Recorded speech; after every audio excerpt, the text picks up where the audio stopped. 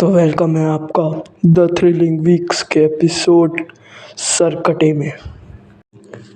सुल्तानपुर के गांव में एक कथा थी कि अगर कोई सरकटे की मूर्ति को खून नहीं चढ़ाता है तो सरकटे का साया इस गांव को फिर से बर्बाद कर देगा। एक आदमी जिसका नाम रोहित था अपने बीवी बच्चों के साथ सुल्तानपुर में रहता था। गर्मी का मौसम था और गांव में रात को बहुत गर्मी लगती थी। घर छोटा था तो वहाँ ज़्यादा लोगों को रहने की जगह ही नहीं थी। बेड पर खाली 3 लोग रह पाते थे। तो रोहित के बच्चे और बीवी अंदर बेड पर सोते थे और रोहित खुद बाहर खटिया या बोलो तो चारपाई पर सोता था। एक दिन उसकी बीवी सुल्तानपुर के सरकटे की मूर्ति को खून चढ़ाना भूल गई। तो रोहित ने बोला कि क्यों डर रही है, सरकटा जैसा कुछ नहीं होता है। उसकी बीवी शहर से आई थी तो वो भी इस बात पे ज़्यादा गौर नहीं किया और वो रोहित और उसके बच्चों के साथ सोने चल गई।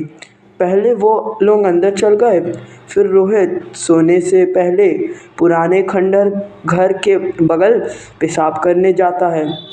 वहाँ उसे एक नई चमकीली पन्नी दिखती है जो वहाँ उसे रोज नहीं दिखती थी। वो उसे इग्नोर कर देता है और सोने चल जाता है। वो अपने चारपाई पर सोया हुआ था। अचानक उसे आवाज़ आती है जैसे कोई खेतों के सूखे घासों से चलते हुए उसके तरफ आ रहा है। उसने जैसे ही आंखें खोली, कोई आदमी दूर खड़े ऐसा लग रहा था कि उसे तरफ पीट कर रखा था। फिर वो उससे ज़्यादा ध्यान नहीं देता है और सोचता है कि वो शायद खेतों में पेशाब करने आया होगा और अपने मोबाइल पर टाइम देखता है तो समय 3:03 हो रहे थे। अगले दिन जब वो सोता है तो फिर उसकी नींद खुल जाती है। जब वो समय देखता है तो 3:03 हो रहा था। वो जब सामने की सड़क पर देखता है तो उसके पैरों तले ज़मीन खिसक जाती है। वहाँ से एक आदमी अपनी साइकिल चलाते हुए जा रहा था, पर बात ये डरावनी नहीं थी, बल्कि बात ये थी कि उस आदमी का कोई सर ही नहीं था। ये देखकर उसके अपने ऊपर चद्दर ओढ़ लिया, गर्मी से पसीना चूहे जा रहा था, पर डर उस पे हावी हो गया था। आँख लग गई। सुबह उसे उठने में देर हो गई, इसीलिए वो रात की सारी बातें भूल चुका था। लेकिन जैसे ही वो अपने बीवी बच्चों के पास जाता है तो सबके मुंह पर 12 बजे देख वो घबरा जाता है। तब उसकी बीवी बताते हैं कि वो कल रात को सपने में देखे थे उनकी और रोहित की लाशें खूंटी में लटकी हुई थी, वे भी बिना सर के। ये बातें सुनकर रोहित बहुत डर जाता है, पर सब उसे एक बार सपना और इत्तेफाक समझकर भुला देते हैं। रात हो जाती है। सब उस बातों को भुलाकर वे अपने अपने जगह पर सोने चल जाते हैं।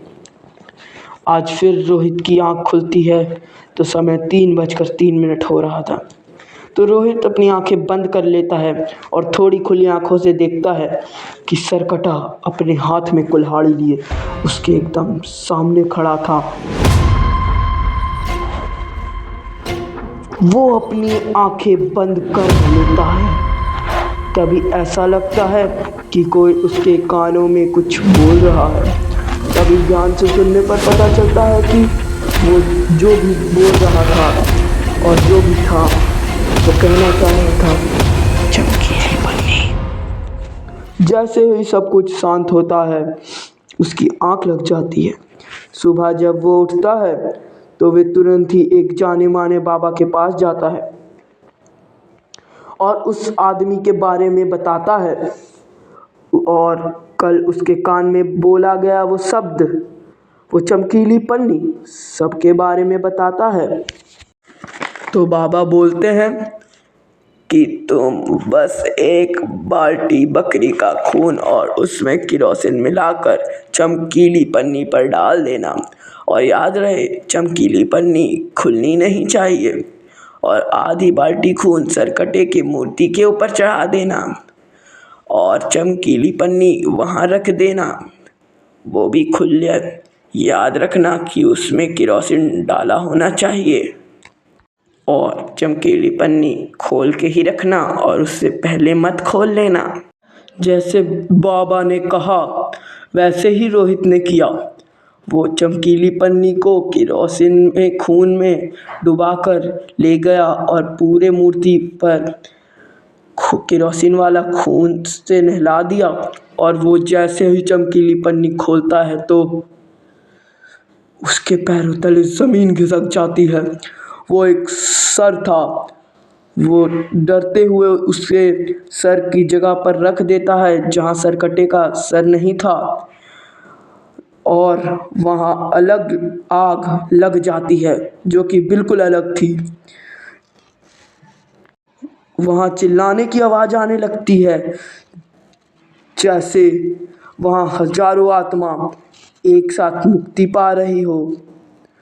सब ठीक हो जाता है, पर आज भी रोहित को रात में कोई कान में चमकीली पन्नी बोलकर गायब हो जाता है।